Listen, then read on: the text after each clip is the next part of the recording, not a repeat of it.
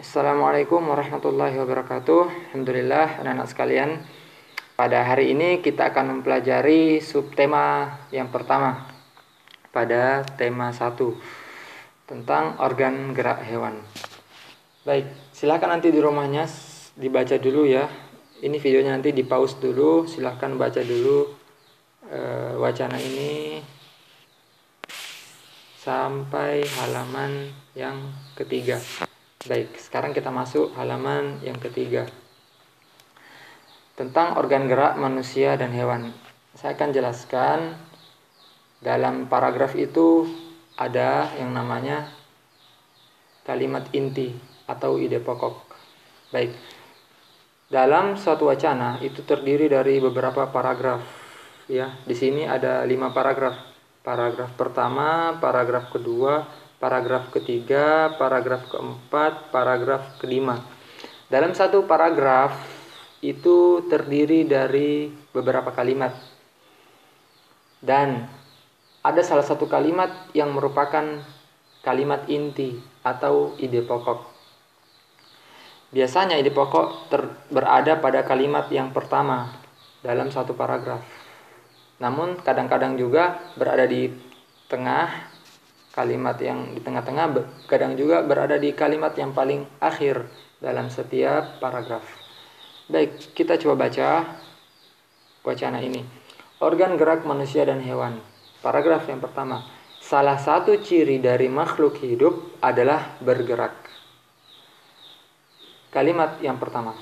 Secara umum, gerak dapat diartikan berpindah tempat atau perubahan posisi sebagian atau seluruh bagian dari tubuh. Kalimat kedua. Makhluk hidup akan bergerak apabila ada rangsangan yang mengenai sebagian atau seluruh bagian tubuhnya. Kalimat yang ketiga. Berarti paragraf ini terdiri dari 3 kalimat. Yang mana kalimat intinya kira-kira? Jadi dalam paragraf ada namanya kalimat inti, ada namanya kalimat pengembang. Ada namanya kalimat pengembang. Di sini kalimat intinya adalah kalimat yang pertama. Salah satu ciri dari makhluk hidup adalah bergerak. Berarti salah satu cirinya makhluk hidup adalah bergerak. Kalimat yang kedua dan ketiga ini pengembang. Mengembangkan kalimat yang pertama. Secara umum gerak dapat diartikan berpindah tempat atau perubahan posisi sebagian atau seluruh bagian dari tubuh. Makhluk hidup akan bergerak apabila ada rangsangan yang mengenai sebagian atau seluruh bagian tubuhnya. Ini kalimat yang kedua dan kalimat ketiga ini mengembangkan dari kalimat yang pertama. Oke, bisa dipahami ya. Sekarang kita masuk ke paragraf yang kedua. Gerak pada manusia dan hewan menggunakan organ gerak yang tersusun dalam sistem gerak. Kemudian kalimat yang kedua, organ gerak berguna untuk berjalan, berlari, melompat, meloncat, memegang, menggali, memanjat, berenang, dan sebagainya. Jadi yang mana yang termasuk organ gerak, yang mana yang termasuk kalimat inti atau kalimat ide pokok yang terdapat pada paragraf kedua ini, kalimat yang pertama atau kalimat yang kedua? Jawabannya adalah pada kalimat yang pertama. Pada kalimat yang pertama. Kalimat yang kedua ini menjelaskan fungsi dari organ gerak. Ya, fungsi dari organ gerak. Organ gerak sudah disebutkan pada kalimat yang pertama. Jadi ide pokok pada paragraf yang kedua ini adalah pada kalimat yang pertama. Sedangkan kalimat yang kedua ini adalah pengembang. Oke, saya jelaskan dulu apa itu organ gerak dan apa itu sistem gerak. Organ gerak itu seperti kaki, lutut, paha. Ini namanya organ gerak. Organ gerak kaki, lutut, paha.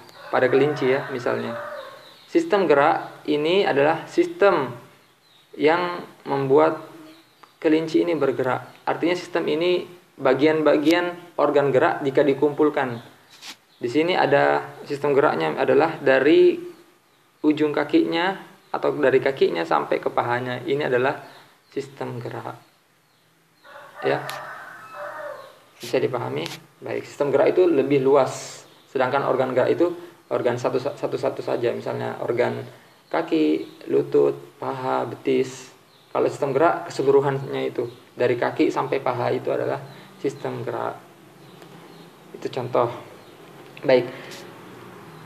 Silahkan Anda baca kalimat yang ketiga, 4 dan 5. Kemudian nanti ayo kita kerjakan, tolong kerjakan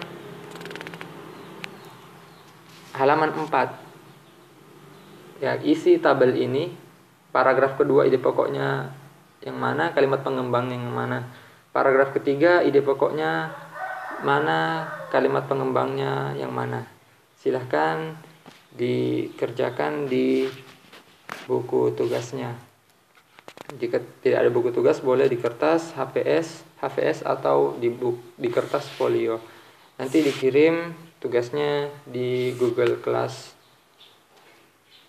Ya, semoga bisa dipahami. Jika ada yang mau tanyakan, silahkan ditanyakan di grup.